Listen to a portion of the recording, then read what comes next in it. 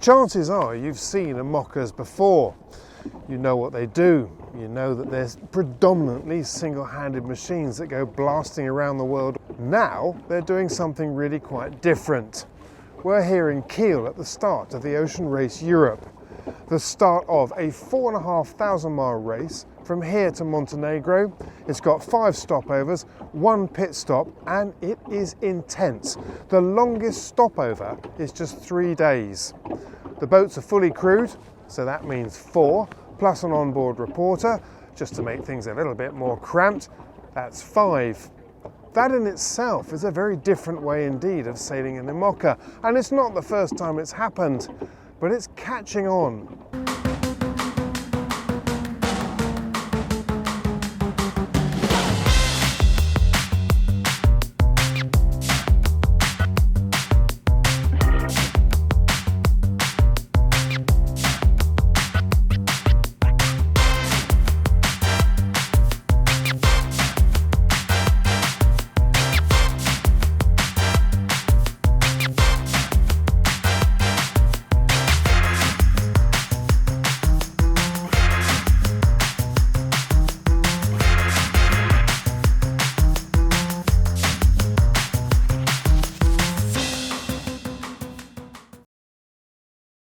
For most people, doing a marathon is a big deal.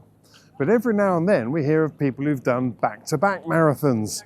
For a lot of people, doing the Fastnet is their Everest. It's a big challenge, whatever you're sailing. But now there are some that are setting out on the equivalent of 5 back-to-back Fastnets in the form of the Ocean Race Europe. 7 teams, 4,500 miles, 5 stopovers and 1 flyby pit stop, in a race with the longest break is just 3 days and an event that lasts 6 weeks. This is as much a logistical challenge as it is a tactical one, with tides, shallows, wind farms, shipping lanes and some typical Northern European weather. The Ocean Race Europe is tougher than you might think. I mean, it's completely different. With the 3 days, we're going to take 3-4 days to get to Portsmouth. It's going to be non-stop the whole time with 4 people on board. You don't miss a tail change. You don't, we'll push through the next 3 hours a bit slower than the polars and we'll come out the other side and be fine. You can't really miss a beat. And so, yeah, you replace the fact that you're more on board means you're more intense. And because the racing is going to be so close, I reckon we're probably all going to be within AIS of each other for the whole race. I mean, it's just going to be intense. It's not going to be any easier than the Vendée Globe, that's for sure. I think it'll be right up the street of a lot of these French sailors who've come through the Figaro, where they'll do 4 races with a couple of days off between. Very similar schedule, actually, 1 week. You know, they'll start every Sunday, they'll race for 3-4 days. It's just a complicated race because a lot of traffic around.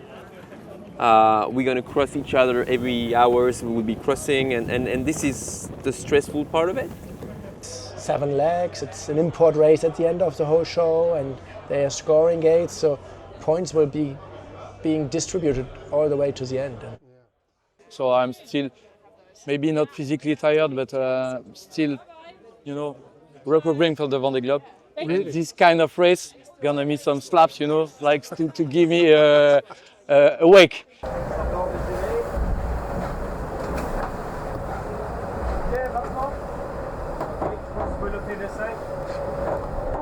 So of the 7 teams, who's taking part? Well, let's have a look. We can do a nice little dot walk down here. And what better a team to start with than Team Militia, the home team, Boris Herrmann. In Germany, he is an absolute rock star. In fact, he can't go anywhere without being asked for selfies and autographs. But this is the team that's being watched here for sure. But he's got an interesting group of people in his team. I mean, he's got Will Harris, who's been with him for some time. In fact, you may remember Will Harris took the boat around the world in the Ocean Race, the fully crewed version of the race.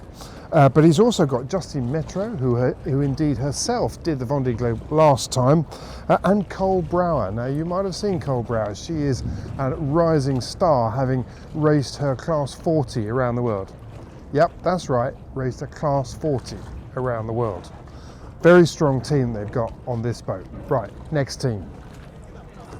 Next up, this boat, Paprec Arkea, Johan Risham's boat. You will remember that Johan Risham came second in the last Vendée Globe. a very quick boat, a very accomplished sailor, someone who was very accomplished on the Figaro scene. He also did the Ocean Race Europe, the only one that's been run, that was run in 2021, although he was doing it in a Volvo 65 then and he won it. But this is definitely going to be a team to watch out for through his talent alone, but he's got plenty on board. Among them, Pascal Bidegari.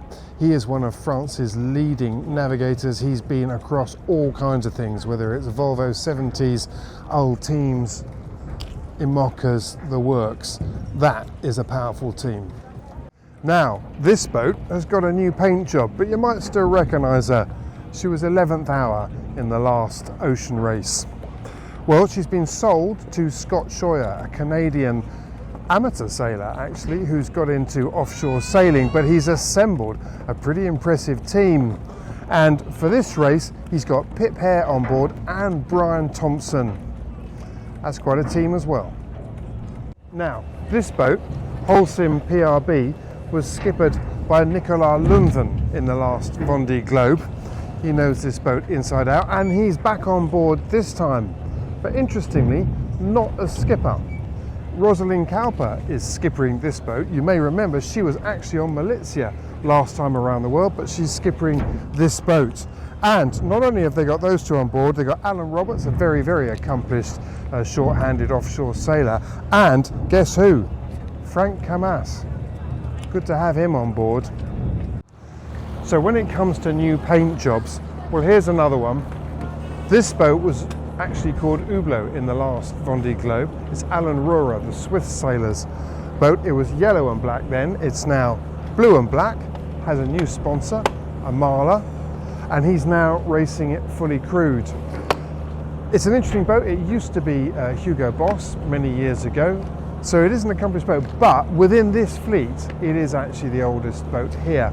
The foils are also almost first generation foils. There's sea foils, so it's probably not going to compete. If we get to foiling, it's not going to be able to compete with these other boats, but there's no shortage of enthusiasm on board this boat. Alan Rohrer himself is a fantastic guy. He was, if you watched him in the Vendée Globe, he was fascinating to watch because he wears his heart on his sleeve, he tells you what's going on, and it's going to be very interesting to see how they get on as they go round. Right, next. Back to boats you'll recognise straight away. Biotherm, Paul Mayer's Imoca. Biotherm did the last ocean race. Unfortunately, they got dismasted on the transatlantic leg going into Aarhus in Denmark. It's a very quick boat. It started off life with a reputation for being a little bit on the fragile side. They broke a fair bit, but this boat has now done a hell of a lot of miles. It did the ocean race, it did the Vendée Globe. Paul Mayer's on board again this time. He has Jack Boutel on board. Jack Boutel himself, very experienced sailor, and Sam Goodchild, who you've probably seen on the show quite a few times before. Again, another strong team. Right, let's get to the 7th. Now here's another boat that has been rebranded, but only slightly. You can probably recognise it as Thomas Royon's original Imoca that he took around the world in the Vendée Globe. Thomas Royon is back on board, but this time it's got a new skipper, Ambrogio Beccaria, Italian sailor, who's new to the Imoca scene, at least to this group he's new. But as I say, he's got Thomas Royon on board, and Thomas is a hugely experienced sailor, and this is a boat that has proved itself again and again.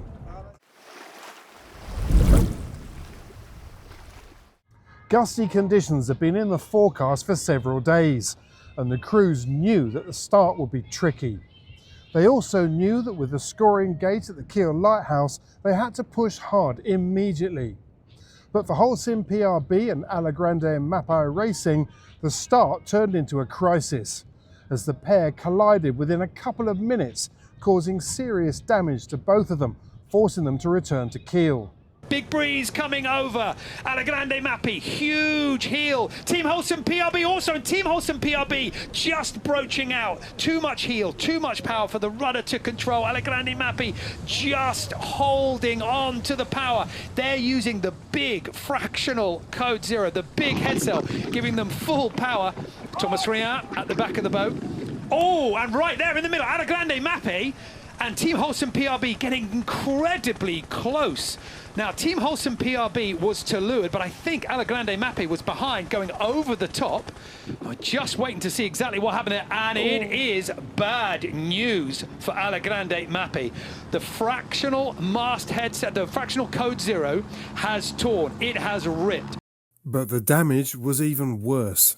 The Italian's deck spreader had gone through the side of Wholesome PRB, leaving a huge hole in the port side.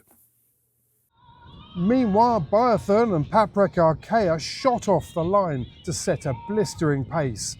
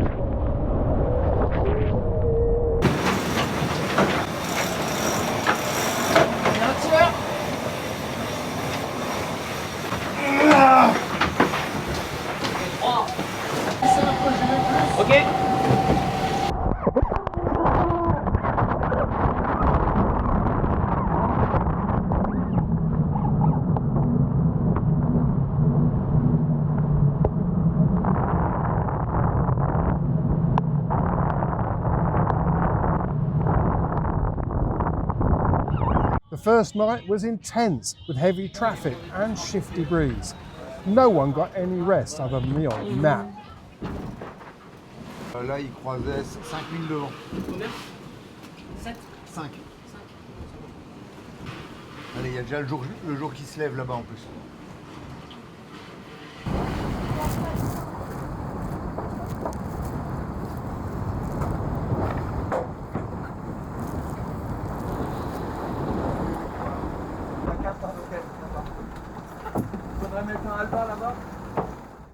Once round the northern tip of Denmark, the pace changed as the fleet turned to face the 15 to 20 knot headwind.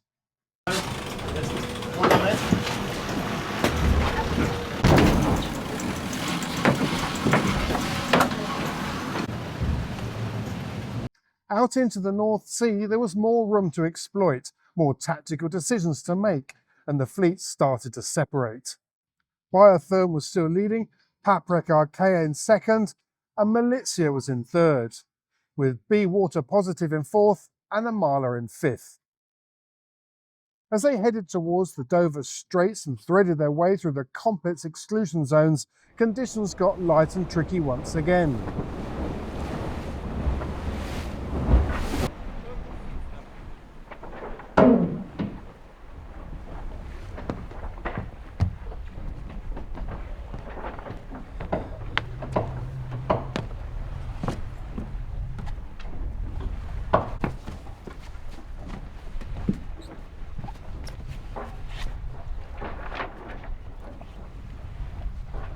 Pour l'écoute, hein.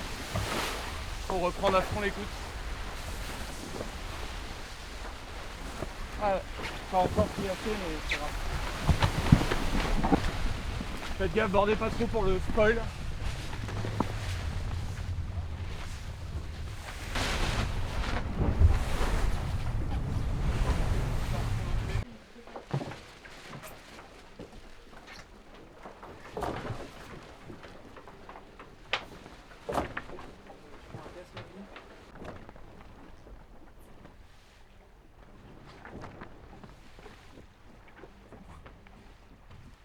But while the tracks took some unusual twists and turns, the order remained the same, while the intensity of manoeuvres started to ramp up once again.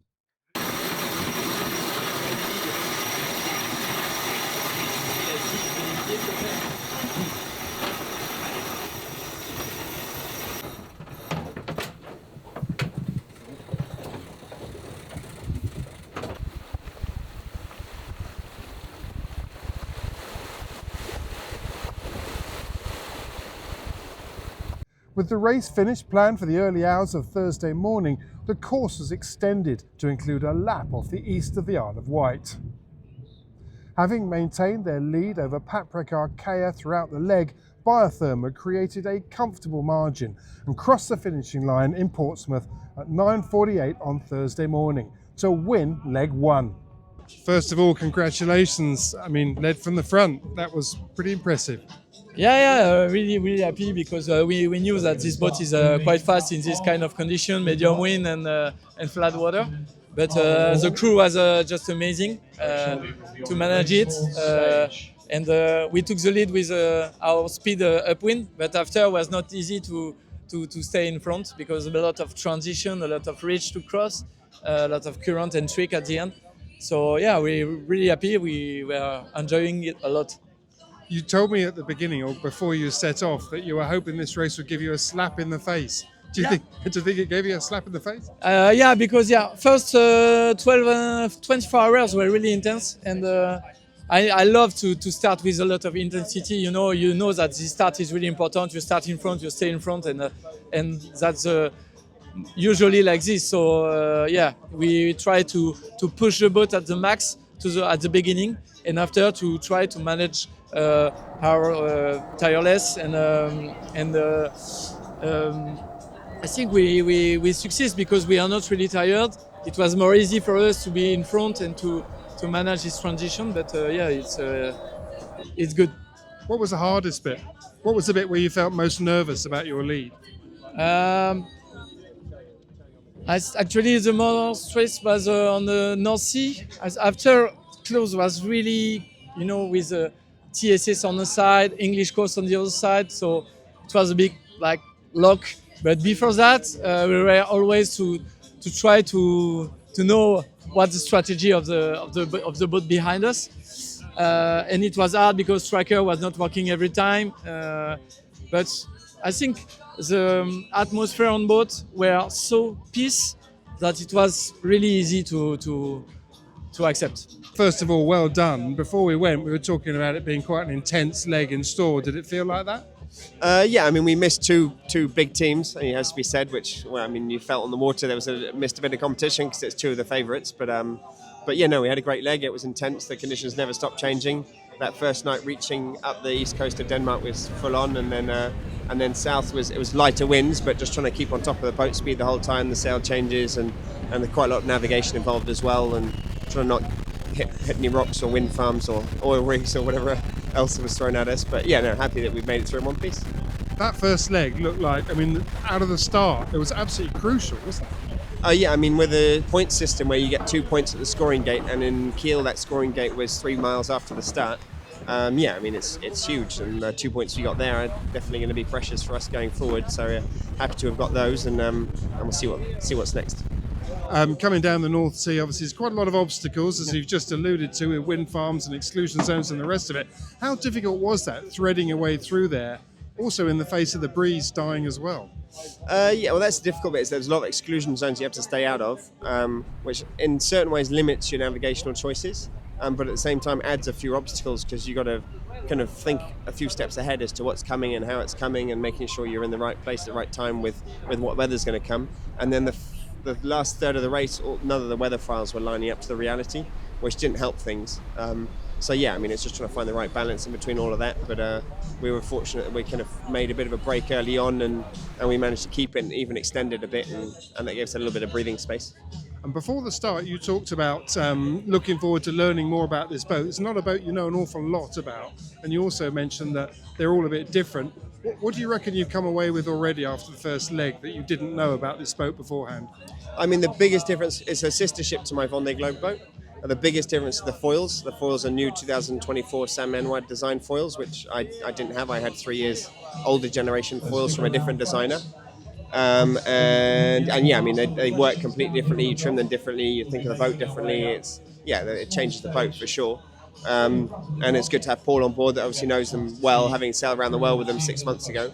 And then Jack, who sailed on the 11th hour in the last ocean race, and actually sailed on a Sam Man-wide boat with Sam Davis as well. So yeah, with those 3 different experiences, and Amelie knows the boat well, kind of added all that together to try things and see what worked and what didn't.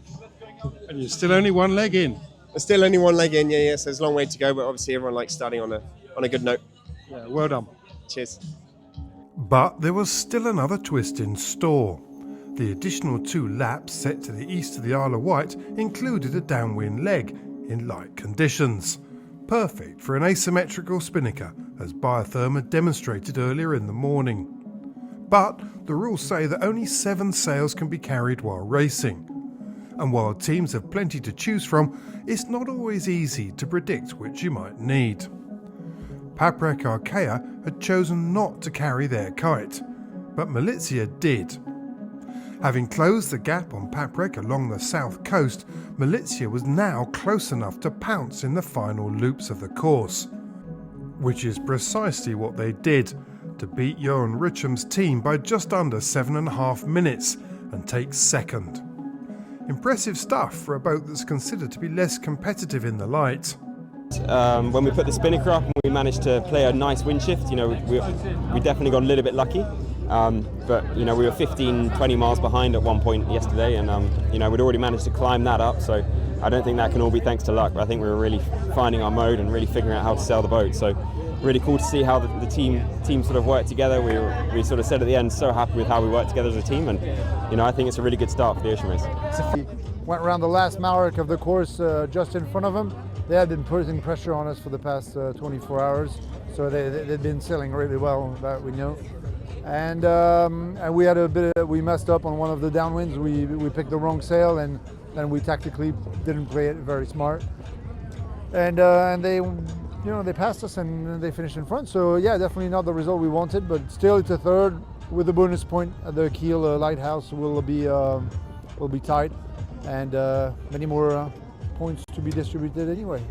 After them, it was Canada Ocean Racing, Be Water Positive in 4th, and Team Amala in 5th.